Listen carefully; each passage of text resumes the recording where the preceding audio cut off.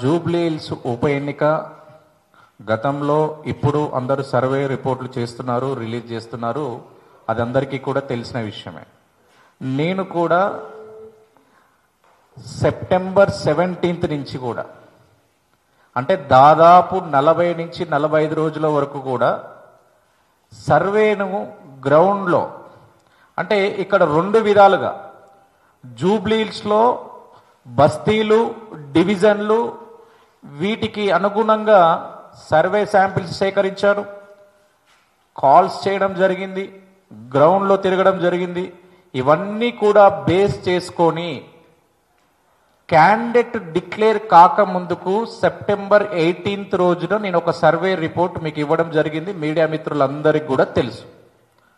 So నేను media మిత్రులకు తెలియజేయండి. ఫస్ట్ ఒక 1 మినిట్ నేను చెప్తాను, తర్వాత మీకు సర్వే రిపోర్ట్ నేను చూపిస్తాను. సెప్టెంబర్ 17 రోజు నేను సర్వే రిపోర్ట్ ఇచ్చినప్పుడు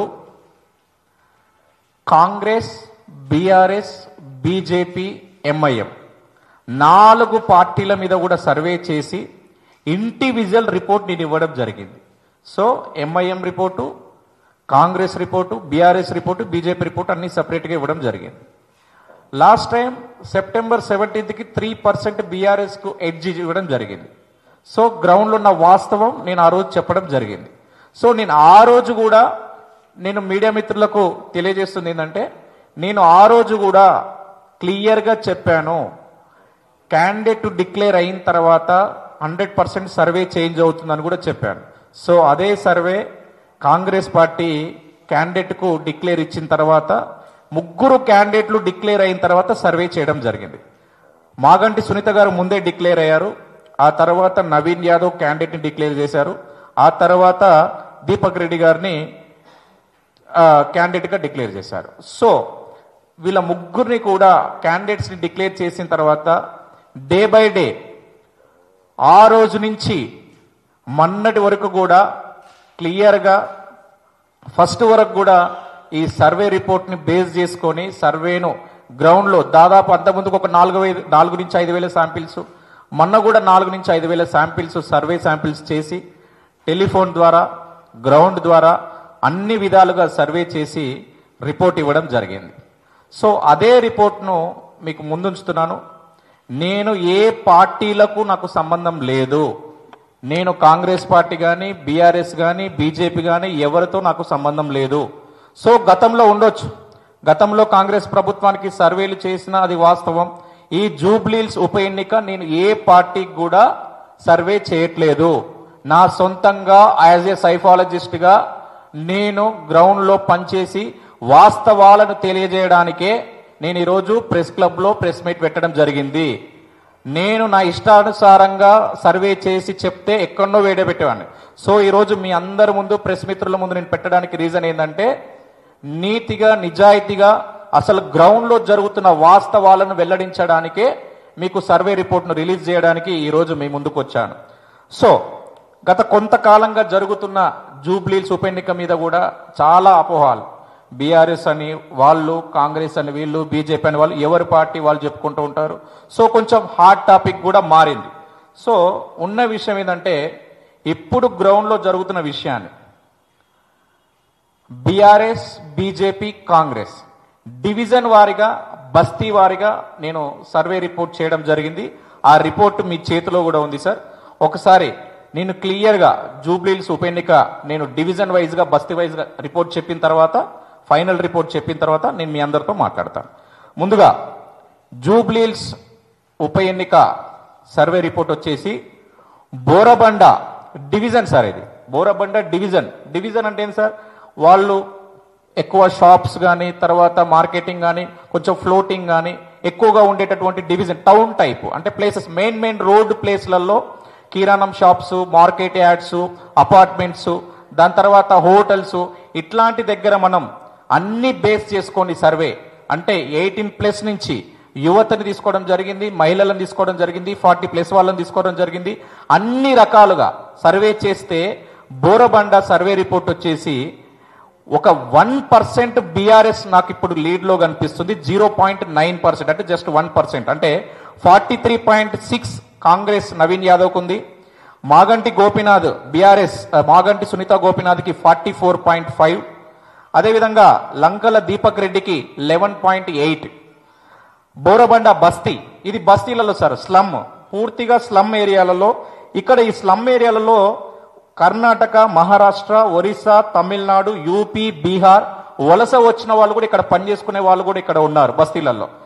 స్లమ్ లో తీసుకున్నట్టయితే బీఆర్ఎస్ బోరబండ కాంగ్రెస్ 40.7 నవీన్ యాదవ్ కుంది, 45.8 బీఆర్ఎస్ కుంది, 13.3 బీజేపీకి ఉంది. అంటే ఇక్కడ కూడా బోరబండ బస్తీలో కూడా బీఆర్ఎస్ లీడ్ లో 5% కనిపిస్తుంది. 5% బీఆర్ఎస్ లీడ్ లో కనిపిస్తుంది బోరబండ బస్తీలో. ఇక రహమత్ నగర్ తీసుకున్నట్టయితే ఈ రహమత్ నగర్ లో చాలా జాగ్రత్తగా సర్వే చేయడం జరిగింది. గత కొంతకాలంగా చాలా సీరియస్ గా గ్రౌండ్ వర్క్ చేసినప్పటికీ రహమత్ నగర్ లో కాంగ్రెస్ నవీన్ యాదవ్ కి 46.3 ఉంది, మాగంటి సునీతకు బీఆర్ఎస్ 39.6 ఉంది, దీపక్ రెడ్డి గారికి 13.9 సార్, 13.9. సో 6.7% కాంగ్రెస్ లీడ్ లో కనిపిస్తుంది ఇక్కడ రహమత్ నగర్ లో సార్. అదేవిధంగా రహమత్ నగర్ బస్తీ తీసుకున్నట్టయితే స్లమ్లలో తీసుకున్నట్టయితే రహమత్ నగర్ బస్తీ తీసుకున్నట్టయితే 44.4 కాంగ్రెస్, 38.3 బీఆర్ఎస్, 17.1 బీజేపీ. సో ఇక్కడ 6.1% కాంగ్రెస్ లీడ్ లో ఉంది సార్. రహమత్ నగర్ డివిజన్ లో 6.7 కాంగ్రెస్ లీడ్ లో ఉంది, బస్తీకి వచ్చేసరికల్లా 6.1% కాంగ్రెస్ లీడ్ లో కనిపిస్తుంది. సో ఈ ఎర్రగడ్డ డివిజన్ అనేది సార్, అక్కడ కార్పొరేటర్ మీ అందరికి కూడా తెలుసు చనిపోవడం జరిగింది, ఎంఐఎం కార్పొరేటర్. సో అక్కడ ఎంఐఎం పార్టీ చాలా ఓట్ బ్యాంక్ కూడా ఎక్కువగా ఉంది. సో అక్కడ సర్వే చేస్తే మేము ఎర్రగడ్డలో డివిజన్ లో సర్వే చేస్తే ఎర్రగడ్డలో 47.1 కాంగ్రెస్, 42.6 బీఆర్ఎస్, 10.1 బీజేపీ ఉందండి. ఇక్కడ ఎర్రగడ్డలో 4.5% కాంగ్రెస్ లీడ్ లో ఉంది. నెక్స్ట్ అదేవిధంగా ఎర్రగడ్డ బస్తీలో తీసుకున్నట్టయితే స్లమ్స్ లో తీసుకున్నట్టయితే 44.7 కాంగ్రెస్ నవీన్ యాదవ్, 40.4 మాగంటి సునీత గారు అండ్ బీజేపీ దీపక్ రెడ్డి గారికి వచ్చేసి ఎర్రగడ్డ 14.7. సో 44.7 కాంగ్రెస్, 40.4 బీఆర్ఎస్, 14.7 బీజేపీకి ఉండడం జరిగిందండి. ఇక్కడ కూడా ఎర్రగడ్డ బస్తీలో 4.3% కాంగ్రెస్ పార్టీ లీడ్ లో కనిపిస్తుంది.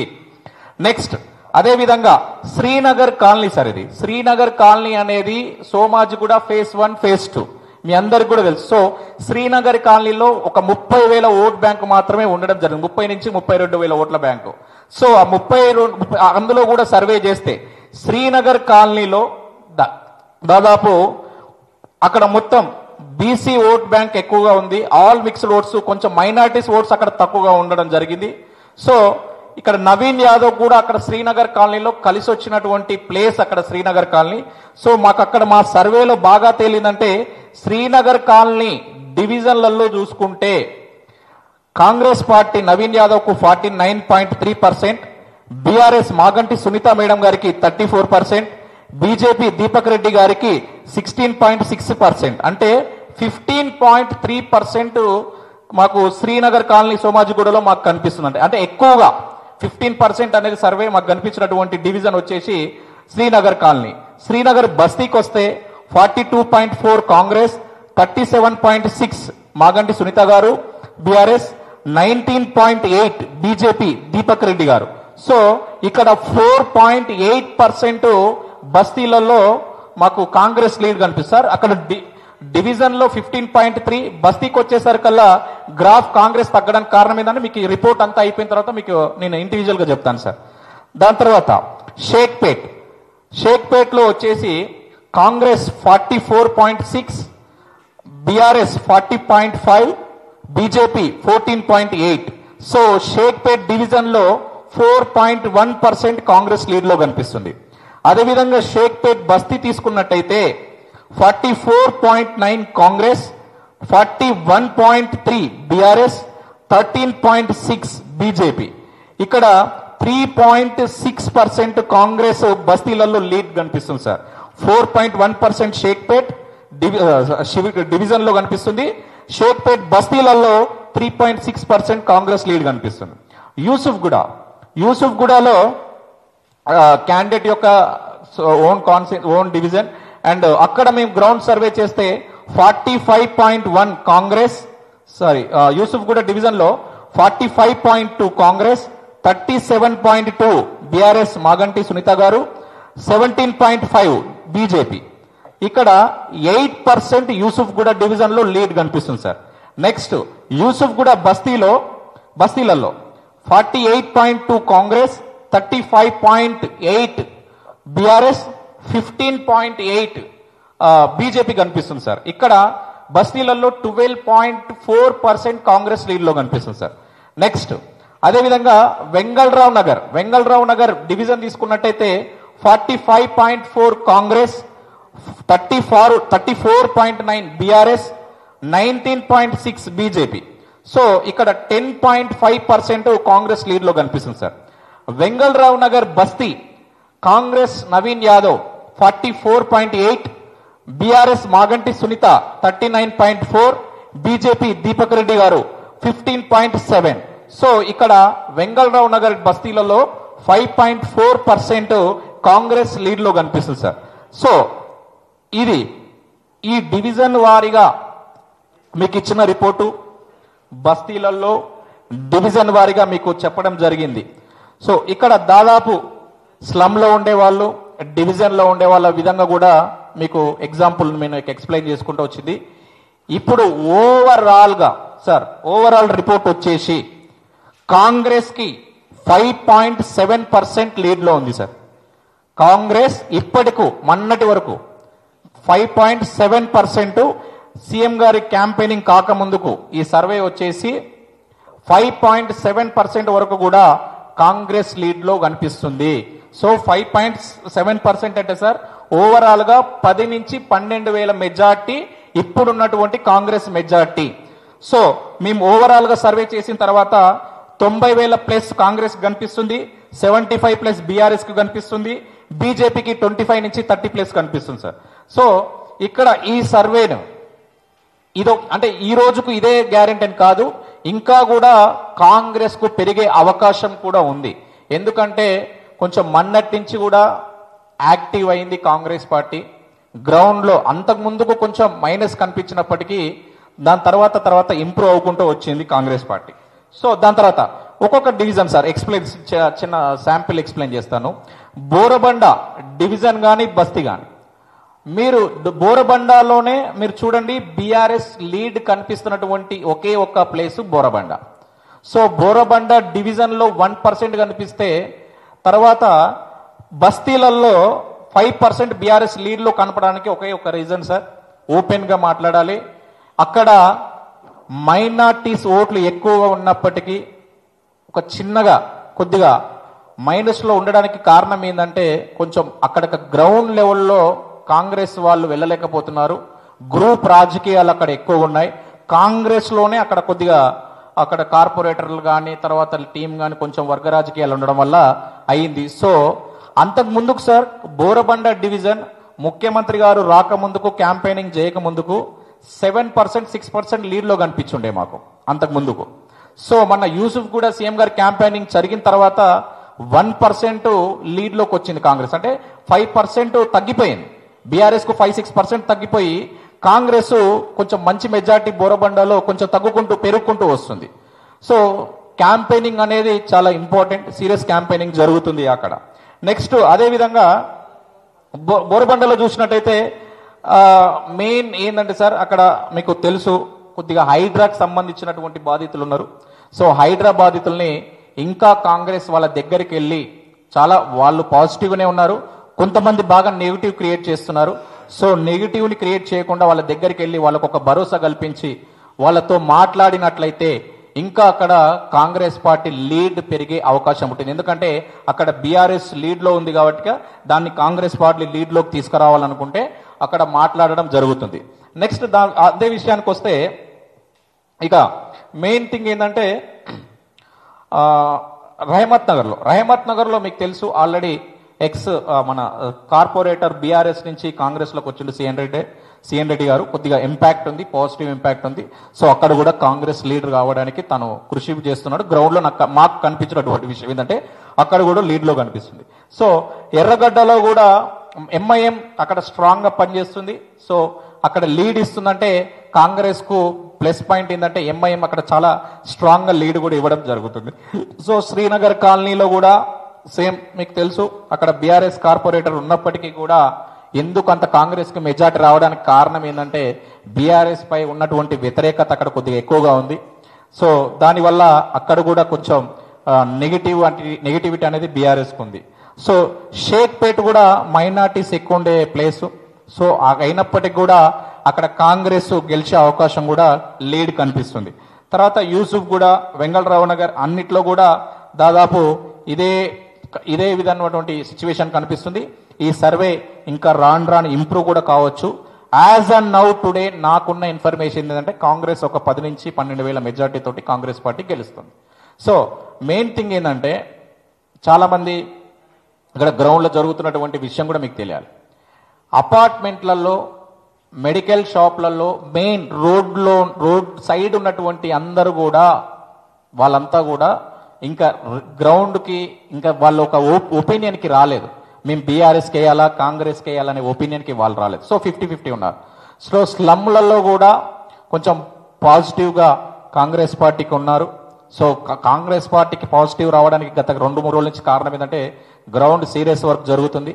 ప్లస్ వాళ్ళ పథకాలు ఏవైతే వాళ్ళ పథకాలు ఇంప్లిమెంట్ చేశారో అవి గ్రౌండ్లోకి సీరియస్గా తీసుకెళ్తున్నారు.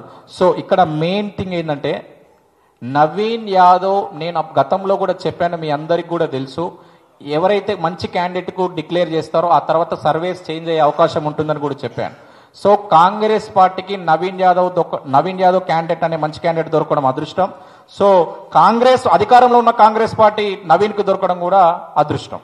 సో ఇక్కడ ఏమైపోయిందంటే సార్, పబ్లిక్ ఏం ఆలోచనలో ఉన్నారంటే మెయిన్ థింగ్గా మేము చూసిన ఆలోచన ఏంటంటే మాకు ఎవరితో సంబంధం లేదు, కాంగ్రెస్ ప్రభుత్వం అధికారంలో ఉంది, మాకు పనులు కావాలంటే క్యాండిడేట్ చేసే ఉద్దేశం ఉంటుంది. సో మాకు డెవలప్మెంట్స్ కావాలి, డెవలప్మెంట్ యాక్టివిటీస్ కావాలి. సో మేము ఎవరిని గెలిపించుకోవాలి? అధికారంలో ఉన్న నవీన్ యాదవ్ని గెలిపించుకుంటే మాకు గెలిచే అవకాశం ఉంటుందని చెప్పేసి కూడా గ్రౌండ్లో ఉన్నటువంటి వాస్తవం ఇది. అంటే నీ క్యాండిడేట్ మంచోడా, క్యాండిడేట్ చెడ్డోడా, తర్వాత అక్కడ క్యాండిడేట్ మంచోడా చెడ్డోడా అని కాదు, నేను చెప్పట్లేదు. సో అన్ని విధాలుగా తీసుకున్నట్టయితే మాకు డెవలప్మెంట్ అయితే బాగుంటుంది, అధికారంలో ఉన్న పార్టీ ఉండాలి, మాకు కాంగ్రెస్ కొంతవరకు మాకు పనిచేస్తుంది, మాకు చాలా బాగుంది అని పబ్లిక్లోకి 3 years మేము డెవలప్మెంట్ చేసుకోవాలని చెప్పేసి కూడా గ్రౌండ్లో అది జరుగుతుంది. ఇక బీజేపీ విషయానికి వస్తే బీజేపీ కూడా గ్రౌండ్లో చాలా మంది అంటున్నారు వీక్ బీజేపీ కూడా స్ట్రాంగ్ గానే కనిపిస్తుంది. మోడీ బీజేపీ పేరుతోటే ఈ పర్సెంట్ సార్, క్యాండిడేట్ జస్ట్ క్యాండిడేట్ది బీజేపీ నేము మోడీ, నరేంద్ర మోదీ గారి నేమ్ తోటే ఇంత పర్సెంటేజ్ వచ్చింది. సో వాళ్ళు ఇంకా కూడా ఇంప్రూవ్ చేసుకోగలిగితే, గ్రూప్ రాజకీయాలు కాకుండా వాళ్ళంతా కూడా కలిసికట్టుగా ఇంకా గ్రౌండ్లో ఇంకా పనిచేస్తే ఇంకా అద్భుతంగా ప్రదర్శించవచ్చు.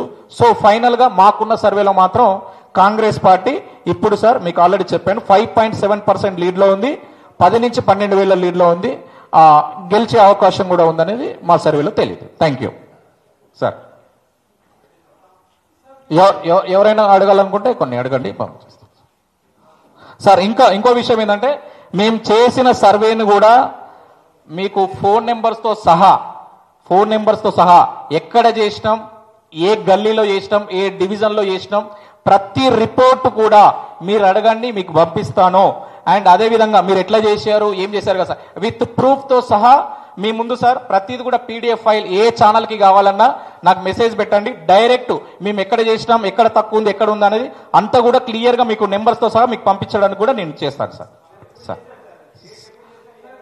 సార్ అదే కూర్చోండి సార్, మీరు కూర్చుంటే మంచి ప్రశాంతంగా మాట్లాడదాం సార్ ఒక్కొక్కరికి సార్. ఒక్క నిమిషం మీరు కూర్చోండి సార్, కూర్చోండి. సో సార్ కొంచెం మీరు కూర్చోండి సార్, పర్లేదు, నేను ఇస్తాను సార్, మీ అందరికి PDF ఇస్తాను సార్, మీ అందరికి పంపిస్తాను సార్ నేను.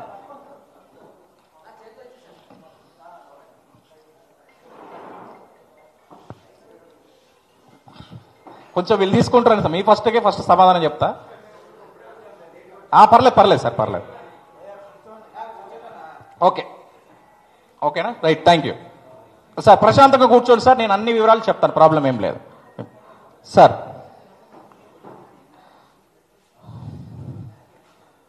చెప్పండి సార్. ఒక్క నిమిషం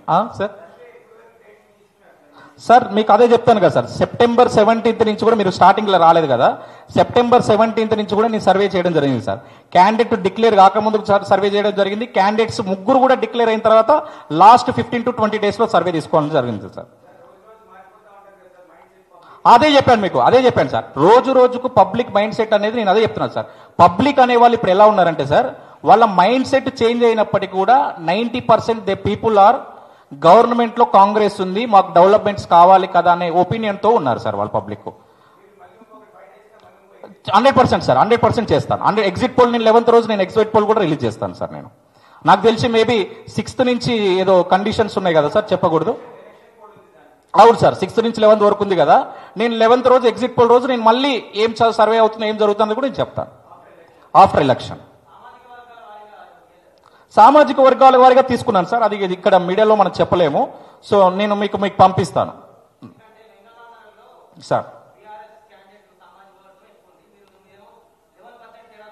అవునవును, 11% కదా సార్, బాగానే ఎక్కువనే చూపించిన, 14% దాకా చూపించిన. సో నేను అదే చెప్తున్నాను సార్. అక్కడ ఏమైపోయిందంటే 30,000, మీకు అదే చెప్పాను, 30,000 ఓట్ బ్యాంక్ ఏదో ఉంది అక్కడ. సో వాళ్ళంతా కూడా సరే, వెంగళరావు నగర్ కదా మీరు అడిగేది, శ్రీనగర్ కాలనీ గురించి చెప్పాను. వెంగళరావు నగర్ నేను ఎంత పర్సెంటేజ్ ఇచ్చాను సార్ అంటే, లేదు సార్, నేను వెంగళరావు నగరు డివిజన్లో 10% ఇచ్చాను. అవును సార్. సో ఎక్కువ ఉన్నప్పటికీ కూడా వాళ్ళంతా కూడా కొంచెం సార్, నవీన్ యాదవ్ మీకు చెప్తున్నాను సార్, నవీన్ యాదవ్ మేము చూసినటువంటి సర్వేలో చేసినటువంటిది ఏంటంటే, తెలుసుకున్న విషయం ఏంటంటే, మాకున్నటువంటి సరే చాలా మంది ఒపీనియన్స్ వాళ్ళు చెప్తారు, మా ఒపీనియన్ సార్ మా సర్వేలో తెలియదు, మేము చెప్తాను sir. Is very good educated, మంచి కమ్యూనికేషన్ స్కిల్స్ ఉన్నటువంటి వ్యక్తి. సో దాదాపు మా గ్రౌండ్లో తేలిన విషయం ఏంటంటే, ఎంతో మందికి కూడా స్కాలర్షిప్స్ కానీ ఇప్పించడం, అంటే స్కాలర్షిప్స్ గవర్నమెంట్ నుంచి వచ్చినప్పటికి కూడా దాన్ని దగ్గరుండి అప్లై చేసుకోవడం ఎలా, ఇప్పించడం అట్లాంటివి చేయడం. విద్యార్థులకు, కొంతమంది పేద విద్యార్థులకు ఫీజులు కూడా, అంటే వేరే ప్రైవేట్ స్కూళ్ళల్లో చదివే వాళ్ళ విద్యార్థులు కూడా, పేద విద్యార్థులు కూడా ఫీజులు ఇవ్వడం లాంటివి. సామూహిక వివాహాలు, తర్వాత అన్నప్రాసన్న లాంటివి, ఇలా గత 14 సంవత్సరాల నుంచి గ్రౌండ్లో ఉంటుంది సార్ నవీన్ యాదవ్. సో నవీన్ యాదవ్కు అతనికి కూడా వ్యక్తిగతంగా కొంత ఓట్ బ్యాంక్ ఉంది. సో అది కూడా నవీన్ యాదవ్కు కలిసి వచ్చేటటువంటి అంశం. బీఆర్ఎస్ క్యాండిడేట్కు ఓట్ బ్యాంకు లేదు ఇప్పుడున్న క్యాండిడేట్కి. సో అదే నవీన్ యాదవ్కు మాత్రం వ్యక్తిగతంగా ఓట్ బ్యాంక్ ఉంది సార్. నవీన్ యాదవ్ మీరు అంటున్నట్టు నవీన్ ఫాదరు బ్రదరు ఏం చూడట్లే, క్యాండిడేట్ ని చూస్తున్నారు సార్ వాళ్ళు. కాంగ్రెస్ అండ్ నవీన్ యాదవ్ అంతే, వేరే పబ్లిక్ ఎవ్వరు కూడా పట్టించుకోవట్లేదు సార్. బీసీ అనే వాదం కూడా, బీసీకి క్యాండిడేట్ మనం డిక్లేర్ చేయడం వల్ల కొంచెం బీసీ వాదం కూడా గత కొన్ని, అంటే స్టార్టింగ్ లో లేదు సార్, లాస్ట్ 1 week నుంచి కొంచెం బీసీ ఇంపాక్ట్ కనిపిస్తుంది. దాదాపు సార్ నేను ఇంతవరకు కూడా అంటే దుబ్బాక బై ఎలక్షన్స్ నుంచి చేస్తున్నాను, ఒక 5-6 years నుంచి కూడా గత సర్వేలలో నేను చెప్తూ ఉన్నాను సార్. రైట్, అదే చెప్తున్నాను, అదే సార్, నేను ఇప్పుడు అదే చెప్తున్నాను సార్. నేను అదే చెప్తాను, గతంలో కాంగ్రెస్ పార్టీకి సర్వేలు చేసింది వాస్తవం సార్, అది మీ అందరికి కూడా తెలుసు. ఎవరో గల్లీ నుంచి ఢిల్లీ వరకు కూడా, నేను ఆ రోజు 10 TV డిబేట్ ఇస్తే కూడా ఎవరో ఒకరో ఇద్దరు నా మీద విమర్శలు చేశారు సార్. నేను విమర్శలు చేస్తే నేను దానికి స్పందించాను సార్, ఎందుకంటే నా వాల్యూ ఏందో, నా క్రెడిబిలిటీ ఏందో నాకు తెలుసు. నేను రాష్ట్రం మొత్తం ఏం చేసినో వాళ్ళకి తెలుసు, నేను చెప్పుకోవడం కంటే మీరు తెలుసుకోవడమే పెద్దది సార్. సో నెక్స్ట్ విషయం ఏంటంటే, నేను గతంలో చేశాను, రాబోయే కాలంలో చేస్తానో లేదో తెలియదు, కానీ ఇప్పుడున్న ఈ సర్వే మాత్రం నేను ఏ పార్టీకి కూడా నేను చేయలేదు సార్. సార్ సార్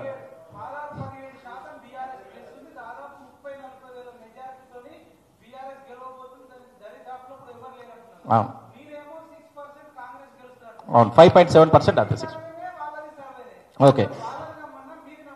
అదే నేనేమంటున్నా అంటే, పబ్లిక్ ఒపీనియన్ నమ్మండి, పబ్లిక్ ఒపీనియన్. నేను ఎక్కడ కూడా నేను అబద్ధం చెప్పలేదు ఇంతవరకు, ఉన్న వాస్తవాలు చెప్తాను. నేను ఇంకోటి, మీరు మైపాల్ గారు ఒకటి అడిగారు, ఇప్పుడు నేను ఒకటే చెప్తున్నాను సార్. నేను ఆ రోజు గతంలో క్యాండిడేట్ డిక్లేర్ కాకముందుకు సార్ నేను సపరేట్ సర్వేలు ఇచ్చుకుంటూ 3% బీఆర్ఎస్ ఎడ్జ్ ఉందని చెప్పాను సార్. నేను నిజాయితీగా చెప్పాను. సో అప్పుడు నేను ఏ విధంగా అప్పుడు కూడా ఆ రోజు కూడా మీకు క్లిప్ కూడా వినిపివ్వాలంటే వినిపిస్తాను సార్. నేను ఆ రోజు ఒక్క నిమిషం సార్, మీరు ఫ్రీగా ఉండండి సార్. ఆ రోజు జరిగింది కూడా చెప్తాను సార్ ఒక్కసారి సార్. ఒకవేళ ఇది మీరు పార్టీల వారీగా చేశారు సర్వే, జరిగిపోయింది. అభ్యర్థులు ఇంకా మీరు ఎవరిని అభ్యర్థి చేయలేదు. కాంగ్రెస్ లో అభ్యర్థి ఎవరైతే బెటర్ ఆప్షన్ అలాంటిది మీరు కాంగ్రెస్ కదా, నేను చేశాను కాంగ్రెస్ కోసమే చెప్పారు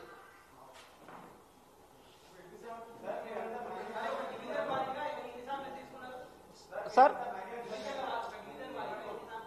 డివిజన్ వారీగా అంతే సార్, 1500 to 2000. అది మీకు పంపిస్తాను సార్, అది విడివిడిగా నేను పంపిస్తాను ఎంతమంది చేశాను. అవును సార్. మైనార్టీస్ మేము మైనార్టీస్ మీద కూడా కేవలం ఓన్లీ మైనార్టీస్ ఎట్ సైడ్ ఉన్నారని చెప్పేసి డివిజన్ వారుగా కూడా ఒక 300 to 400 శాంపిల్స్ తీసుకున్నాం సార్. అంటే ఓవరాల్ గా ఒక 1500 శాంపిల్స్ ఓన్లీ మైనార్టీ తీసుకుంటే నవీన్ యాదవ్ వైపే ఉన్నారు సార్ వాళ్ళు. లేదు అదే చెప్తున్నా కదా sir, call survey, manual survey, online survey, అన్ని సర్వేలు. సో ఇప్పుడు నేను చెప్పింది కూడా మీకు మాన్యువల్ సర్వే కూడా. ఎక్కడ సార్ ఇప్పుడు అంటే ఇప్పుడు మైనార్టీస్ అంటున్నారా సార్, లేకపోతే ఒక్కొక్కరిది అంటున్నారా? ఓవరాల్ గా అంతే సార్, 1500 to 2000 సార్. సో నేను ఈ ఒక్క సర్వే కాదు సార్, గతంలో దీంతో పాటు ఇది 4వ సర్వే సార్. ఇది 4వ సర్వే మేము ముందు పెడుతున్నాను. గతంలో 3 సర్వేలు చేశాను. గతంలో 3 సర్వేలు కూడా ఒకసారి 2000, ఒకసారి 3000, ఒకసారి 700 అట్లా చేస్తే దాదాపు ఒక్కొక్క డివిజన్ లో 4 నుంచి 5000 శాంపిల్స్ కూడా తీసుకున్నాం. నా సర్వే కేకే సర్వే తేడా అయిందని ఆయన అడగాలి. నేను ఇంకొకటి మీకు ఇంతకుముందు చెప్పాను మైపల్లన్న, నేను ఒకరిని విమర్శించాను. సో ఆయన సర్వే ఆయన చెప్పుకున్నాను, నా సర్వే నేను చెప్తున్నాను. నేను అదే అంటున్నాను. నేను ఏమంటున్నానంటే నా వ్యక్తిగతం కొంత నేను ఎవరిని కూడా నా లైఫ్ లో విమర్శించను కూడా. నా మీద అంతెందుకు, నా మీద ఎంతో మంది మీకు తెలుసు, చాలా మంది నేను గతంలో కాంగ్రెస్ పార్టీ చేసిన మా కాంగ్రెస్ పార్టీలనే నా మీద దూషించి, నా మీద ఏదో చేసి మాట్లాడి సంబంధం లేదు, బీఆర్ఎస్ వాళ్ళ దగ్గర బ్లాక్ మెయిల్ డబ్బులు తీసుకొని పనిచేసిండు అని చెప్తే, బీఆర్ఎస్ వాళ్ళ దగ్గర డబ్బులు తీసుకుంటే నేను ఇక్కడ ఎందుకు పనిచేస్తా, ఇక్కడ డబ్బులు తీసుకుంటే నేను వాళ్ళకి ఎందుకు చెప్తా సార్? సో వాళ్ళ పబ్బం గడుపుకోవడానికి, వాళ్ళు మాట్లాడుకొని ఏదో చేసుకోవడానికి చేసుకుంటే, నా ద్వారా నా పేరు చెప్పి పబ్బం గడుపుకొని ఒక 2 రూపాయలు వచ్చి వాళ్ళు బాగుపడితే నాకు సంతోషమే, వాళ్ళు తిండన్న దొరుకుతుంది కదా, నాకు ప్రాబ్లం ఏం లేదు. సో ఇంకొక విషయం సార్ నేను చెప్తున్నాను, జర్నలిస్టులు కూడా నాకు చాలా ఇష్టం సార్. జర్నలిస్టులు అంటే నేను చాలా రెస్పెక్ట్ ఇస్తాను సార్ వాళ్ళకు. సో ఎంతో మంది జర్నలిస్టులు కూడా, కొంతమంది 1-2-3 ఏంటంటే ఎలా అంటే సార్, మీరు నమ్ముతారో లేదో, ఈరోజు గత కొంతకాలంలో చూస్తున్నా నేను ఉన్న వాస్తవాలు చెప్తున్నా సార్. 10 మంది కూడా సబ్స్క్రైబర్స్ లేని యూట్యూబ్ ఛానల్, ఒక 10 మంది కూడా చూడని ఆన్లైన్ డిజిటల్ పేపర్ సార్. ఆ ఆన్లైన్ డిజిటల్ పేపర్లు ఏం చేస్తున్నారంటే సార్, ఈ మధ్యలో వాళ్ళ మీద కావాలని ఒక మ్యాటర్ రాసి, నెగిటివిటీ రాసి, ఆ చుట్టుపక్కల మంత్రి కానీ ఎవరైనా మినిస్టర్స్ కానీ ఎవరైనా ఉంటారు కదా సార్, వాళ్ళ మీద నెగిటివ్ రాసి వాళ్ళకే పంపిస్తున్నారు ఆ పేపర్ని ఆన్లైన్లో, వాట్సాప్లలో. సో ఆ పేపర్ ఎక్కడ సర్క్యులేట్ అవుతుంది?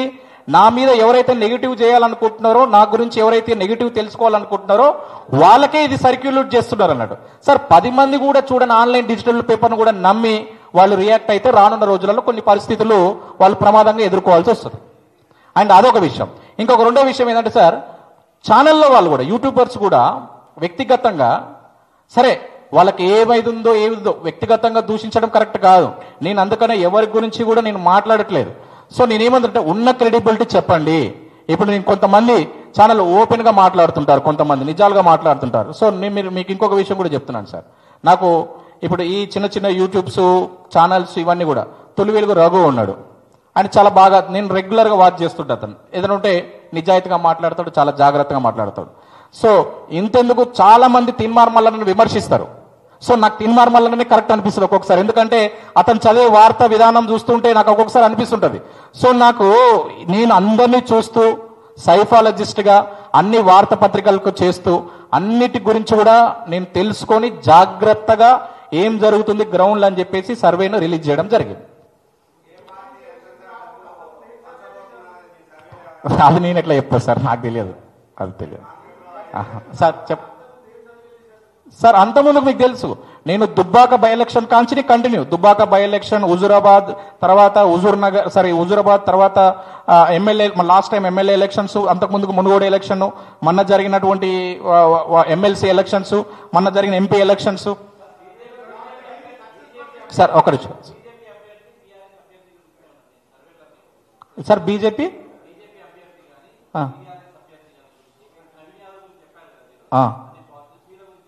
ఉన్నాయి 100% సార్. ఇప్పుడు బీఆర్ఎస్ సార్, నేను బీఆర్ఎస్ చెప్తున్నా, బీఆర్ఎస్ కి క్యాండిడేట్ మైనస్, ఓపెన్ గా చెప్తున్నాను. బీఆర్ఎస్ మంచిగా ఉంది, పర్లేదు, బీఆర్ఎస్ కనిపిస్తుంది, పార్టీ కనిపిస్తుంది, పార్టీలో కూడా ఉంది. బీఆర్ఎస్ కి క్యాండిడేట్ మైనస్. సో ఏది ఏమైనప్పటికీ కూడా బీజేపీ కూడా పర్లేదు సార్, నేను అదే చెప్తున్నాను కదా, బీజేపీ కూడా గ్రౌండ్ లో స్ట్రాంగ్ గా పని చేసుకుంటే వాళ్ళకు కూడా కొంచెం ఫైట్ ఇచ్చే అవకాశం ఉంటుందని కూడా చెప్తున్నాను. సో ఓవరాల్ గా ఏంటంటే నవీన్ వ్యక్తిగతంగా మంచి క్యాండిడేట్ సార్, ఆయన వ్యక్తిగతంగా బాగా కనిపిస్తుంది అతనికి గ్రౌండ్ లో. పార్టీ ధైర్యం తోడైంది, ఆయన వ్యక్తిగతం తోడై ఈ జూబ్లీహిల్స్ నవీన్ యాదవ్ గెలవబోతున్నాడు, అంతే సార్. అన్ని సక్సెస్ సార్, మీరు మళ్ళీ అదని మనం కూర్చుని ఒకసారి నేను కావాలంటే చెప్తాను ఎక్కడెక్కడ ఏమేమి చేశాను. నేను ఒక్కసారి కూడా ఫెయిల్ కాలేదు, ఎక్కడ కూడా ఫెయిల్ కాలేదు. చూద్దాం, మా సర్వేలో తేలింది చెప్తున్నాను సార్.